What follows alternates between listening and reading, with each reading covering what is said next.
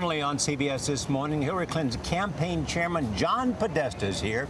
He was White House Chief of Staff for President Bill Clinton, a counselor to President Obama. We're pleased to have him here. Good morning. Morning. Thanks for having me on, Charlie. New York Times, Democrats fight to pull together on an unruly day. Wall Street Journal, Democrats push to quell revolt. Washington Post, discord on Democrats' opening day.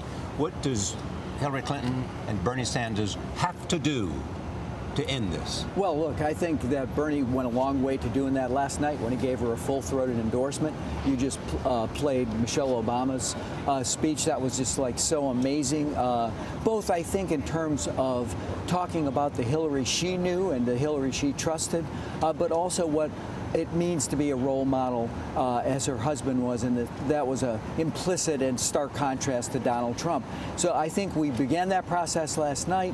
I think that, as Sarah Silverman You're being ridiculous. We got to get over it. I think, we tried to honor what Bernie had done last night. I did that in my own speech last night to say, something important has happened. And he, one of the things about Bernie is he's been doing that his whole career, and we appreciate that. We support it. It strengthens the Democratic Party, but we need to move on to consolidate around Hillary. And I think the people watching television last night, not just the people in the hall, people watching television, what did they see? They saw that full-throated endorsement by Bernie, right. Amazing speech by Cory Booker, Michelle Obama. But you're saying Bernie said everything he had to say in order to get his delegates on board with Hillary. Yeah, I think. And so, look, there's a lot of passion in that room. These people have been fighting for a very long time for him.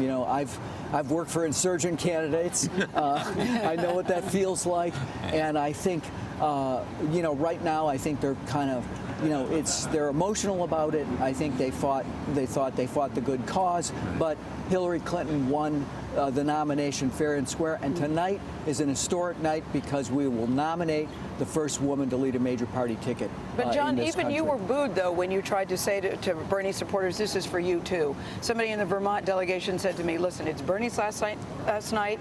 He deserves to be acknowledged. It's time to move on. But do you think they're really ready to do that? I know you said we're going to. But as you said, there's great passion in that room.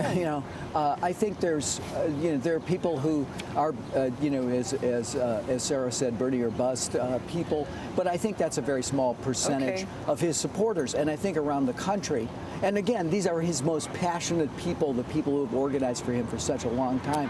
I think around the country, they look at the difference between electing Donald Trump, putting his finger on the button, putting him in the Oval Office, and the progressive change that Hillary Clinton could bring forward. And I think they'll support Hillary. Your campaign has accused Russian President Vladimir Putin of trying to interfere in this election with the DNC email hack.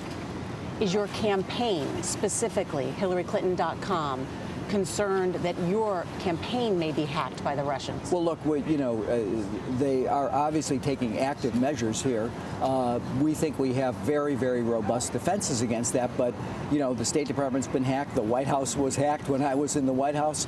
It is, when you're dealing with military intelligence units, which evidently were the people who hacked the DNC, according to the experts in the New York Times, you have to do everything you can to prevent that.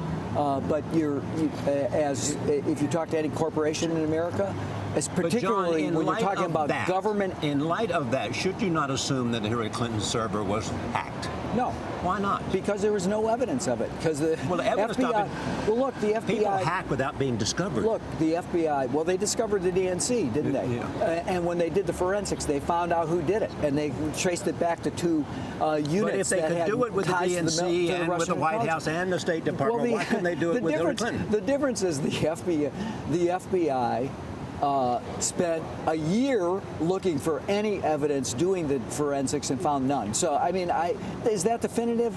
Nothing is definitive in this world. But I think when you look against security in other places, it seems it's actually, one could argue that this was even a more secure system than others. John Podesta, good to have you here. Thanks. Thank you so much.